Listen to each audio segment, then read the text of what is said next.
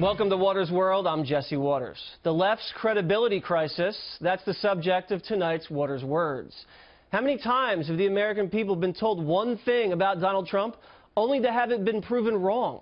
Let's start with the most obvious, the election. In no part of your mind or brain can you imagine Donald Trump standing up one day and delivering a State of the Union address? Well, I can imagine it in a Saturday night skit. Right now, Mr. Trump, to answer your call for political honesty, I just want to say, you're not going to be president, all right? It's been fun. It's been great. I love you. But come on, buddy.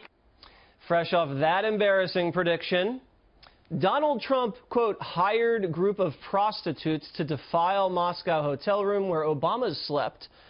Sensational dossier claims. The media pushed that hoax, but it turned out to be fake news. And on February 14th, the New York Times had splashed this so-called scoop on its front pages. Trump campaign aides have repeated contacts with Russian intelligence. James Comey was asked about that specific article at this week's Senate Intelligence Committee hearing, and he said, quote, "It was not true." He went on to say this about whether there was any obstruction of justice. Did the president at any time ask you to stop the FBI investigation into Russian involvement in the 2016 U.S. elections? Not to my understanding, no.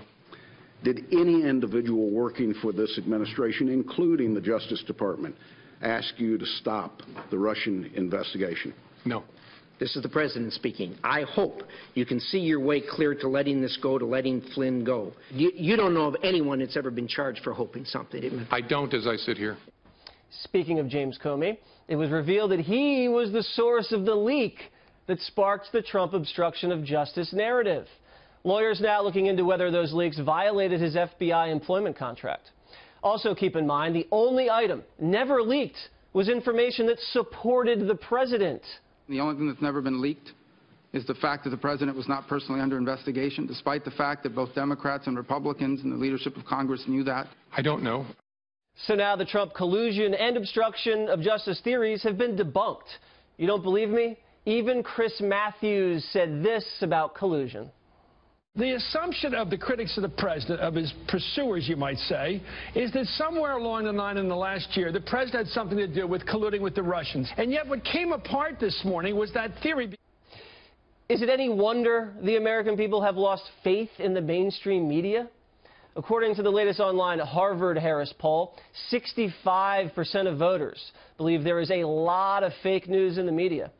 So as the media loses credibility, the Democrats' unrelenting and conspiratorial anti-Trump agenda has begun to blow up in their face. The Democrats' push for Russia investigations has resulted now in Republicans expanding the probe to include unmasking of Trump campaign figures.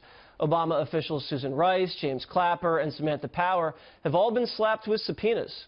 And this week, we learned the two most high-profile leakers are James Comey and a nasty anti-Trump 25-year-old NSA contractor named Reality Winner. Then the Comey testimony actually boomeranged on none other than Obama Attorney General Loretta Lynch and the Hillary Clinton campaign. Here is what the former FBI director said. At one point, the Attorney General had directed me not to call it an investigation, but instead to call it a matter, which confused me and concerned me. Is everybody paying attention? Testimony shows that there was no undue influence by Trump people on the FBI investigation, but there was undue influence by Obama people on the FBI investigation. Everything we've been told about this entire story has turned out to be false or the opposite of how it was sold. And in the president's first reaction to the hearing, he offered to testify himself. Yesterday showed no collusion, no obstruction, so it was just an excuse. But we were very, very happy, and frankly, James Comey confirmed a lot of what I said. This is why the left-wing media has been reduced to beheading, saying the N-word, and swearing at the president. So here the Democrats and the media stand angry, untrustworthy, and empty-handed. It's no wonder they remain out of touch and out of power.